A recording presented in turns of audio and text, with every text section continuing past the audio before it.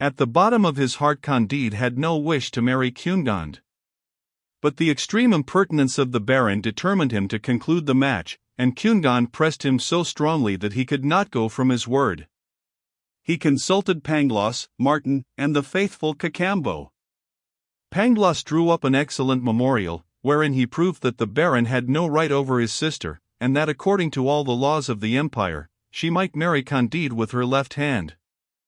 Martin was for throwing the Baron into the sea. Cacambo decided that it would be better to deliver him up again to the captain of the galley, after which they thought to send him back to the general father of the order at Rome by the first ship.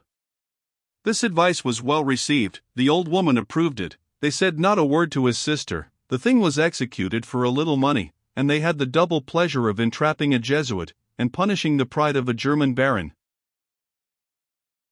It is natural to imagine that after so many disasters Candide married, and living with the philosopher Pangloss, the philosopher Martin, the prudent Cacambo, and the old woman, having besides brought so many diamonds from the country of the ancient Incas, must have led a very happy life.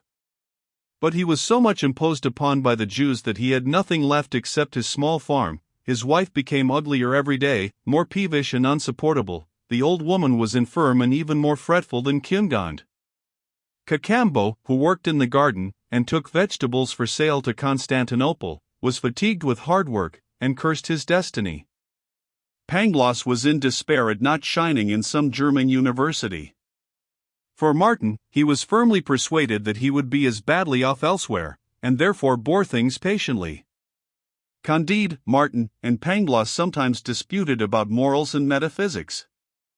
They often saw passing under the windows of their farm boats full of effendis, pashas, and cadis, who were going into banishment to Lemnos, Mytilene, or Erzurum.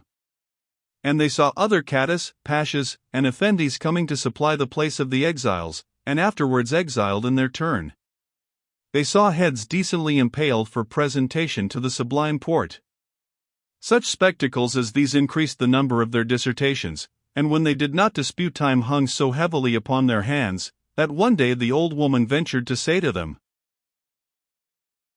"I want to know which is worse, to be ravished 100 times by Negro pirates, to have a buttock cut off, to run the gauntlet among the Bulgarians, to be whipped and hanged at an auto da fe, to be dissected, to row in the galleys, in short, to go through all the miseries we have undergone, or to stay here and have nothing to do?"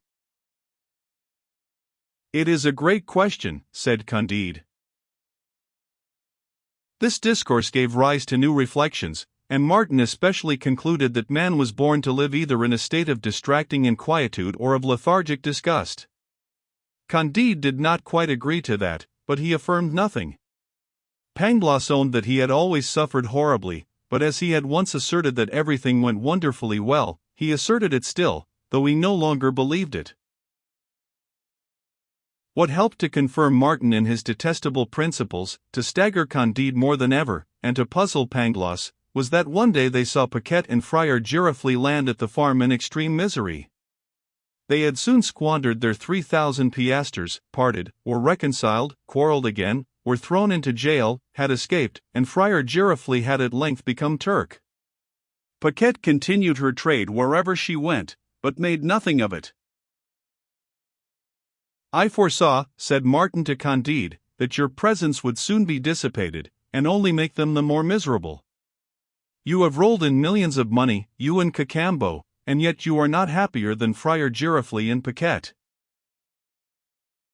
"Ha," said Pangloss to Paquette, "Providence has then brought you amongst us again, my poor child. Do you know that you cost me the tip of my nose, an eye, and an ear, as you may see? What a world is this!" And now this new adventure set them philosophizing more than ever.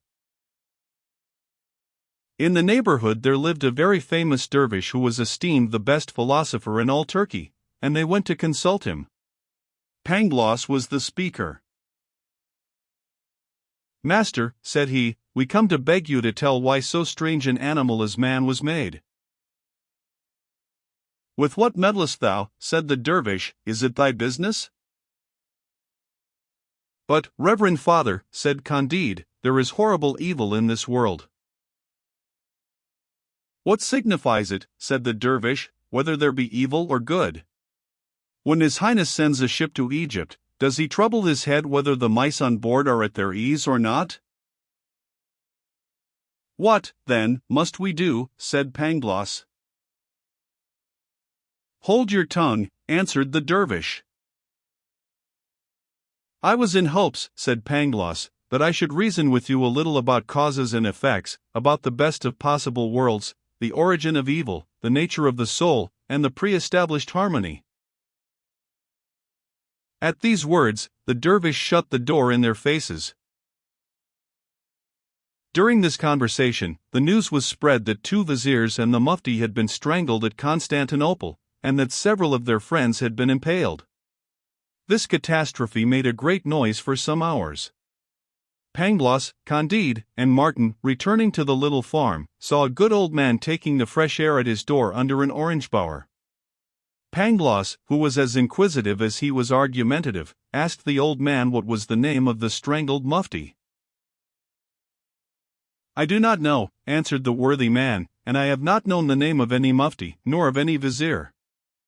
I am entirely ignorant of the event you mention. I presume in general that they who meddle with the administration of public affairs die sometimes miserably, and that they deserve it, but I never trouble my head about what is transacting at Constantinople. I content myself with sending there for sale the fruits of the garden which I cultivate.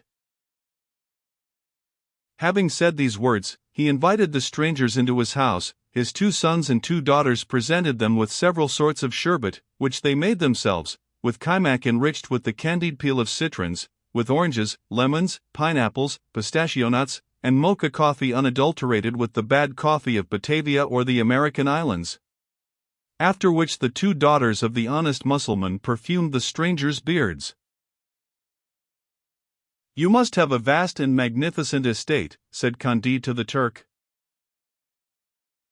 I have only 20 acres, replied the old man. I and my children cultivate them. Our labor preserves us from 3 great evils: weariness, vice, and want. Candide, on his way home, made profound reflections on the old man's conversation. This honest Turk, said he to Pangloss and Martin, seems to be in a situation far preferable to that of the 6 kings with whom we had the honor of supping. Grandeur, said Pangloss, is extremely dangerous according to the testimony of philosophers. For, in short, Eglon, king of Moab, was assassinated by Ehud, Absalom was hung by his hair, and pierced with 3 darts, King Nadab, the son of Jeroboam, was killed by Baasa, King Elah by Zimri, Ahaziah by Jehu, Athaliah by Jehoiada, the kings Jehoiakim, Jeconiah, and Zedekiah, were led into captivity. You know how perished Croesus, Astyages, Darius, Dionysius of Syracuse, Pyrrhus, Perseus, Hannibal, Jugurtha, Ariovistus, Caesar, Pompey, Nero, Otho, Vitellius, Domitian, Richard II.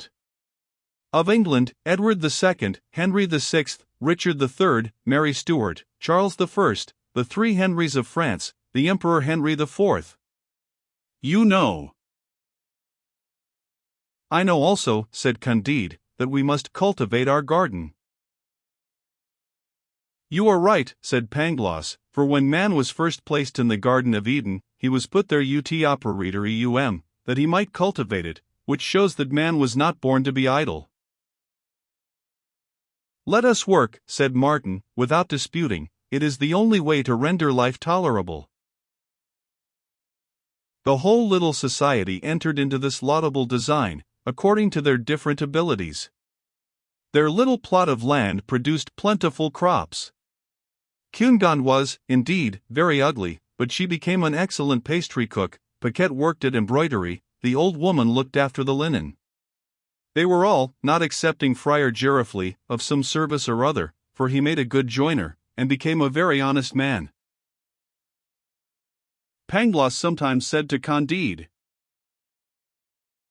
there is a concatenation of events in this best of all possible worlds, for if you had not been kicked out of a magnificent castle for love of Miss Cunegond, if you had not been put into the Inquisition, if you had not walked over America, if you had not stabbed the Baron, if you had not lost all your sheep from the fine country of El Dorado, you would not be here eating preserved citrons and pistachio nuts.